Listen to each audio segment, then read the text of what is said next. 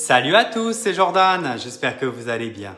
Sur mon Instagram que vous retrouverez juste ici, vous m'avez demandé une vidéo sur le henné. Vos désirs sont des ordres. Aujourd'hui, vidéo théorique sur le henné. You can't wait on their affirmation. You can't wait on their approval. You can't wait on their support. Sometimes you just gotta run and look behind you and say, everybody who wants to run, run, but I can't stop running because you're not running with me.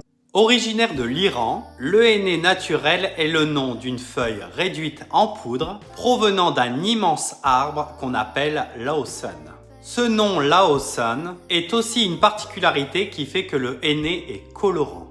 Le henné naturel à la base servait principalement pour colorer les tissus, les ongles, traiter l'eczéma, les brûlures et l'hypersécrétion de sébum au niveau du cuir chevelu.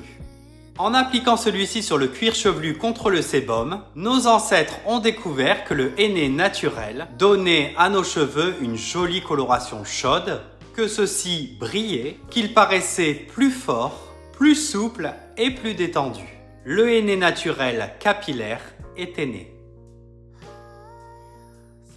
Le henné naturel ne colore pas les cheveux d'une teinte bien précise. Ces nuances peuvent aller du doré, du cuivré, du auburn, selon la maturité de ses feuilles, son temps de pose et la qualité de vos cheveux.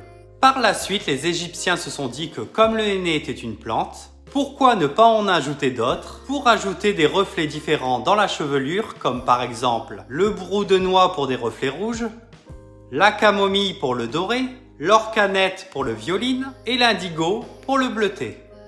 Ayant toutes ces qualités, le henné s'est exporté dans le monde entier, mais principalement en Asie et dans les pays arabes.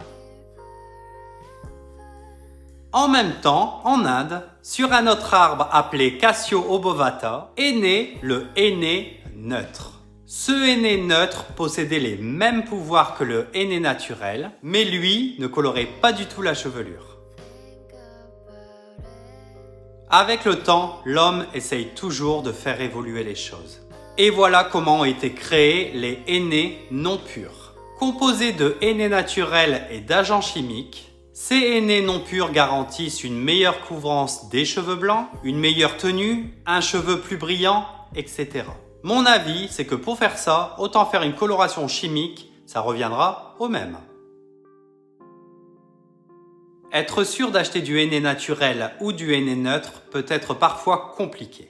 Voilà pourquoi, peu importe le henné, celui-ci n'est pas du tout recommandé que ce soit en tatouage ou en coloration pour les jeunes enfants. Certains hennés non purs peuvent aussi contenir du paraphénylène diamine, qu'on appelle aussi du PPD, ou du sodium pricamate, qui sont tous les deux des composés chimiques très allergisants. Quand on pense au henné, on pense toujours aux cheveux verts et je vais vous expliquer pourquoi. Quand on décolore un cheveu, on révèle toujours des tons chauds comme le orange ou le jaune. Je vous l'ai dit, certaines personnes font du henné naturel avec un petit peu d'indigo pour un reflet bleuté.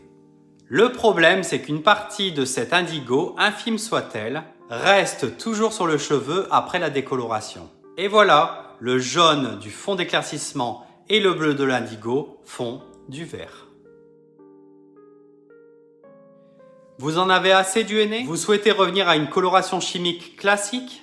C'est possible si vous êtes sûr à 1000% que votre henné était naturel ou neutre. Si ce n'est pas le cas, ne tentez pas de coloration d'oxydation chimique classique, au risque de voir tous vos cheveux se casser et tomber.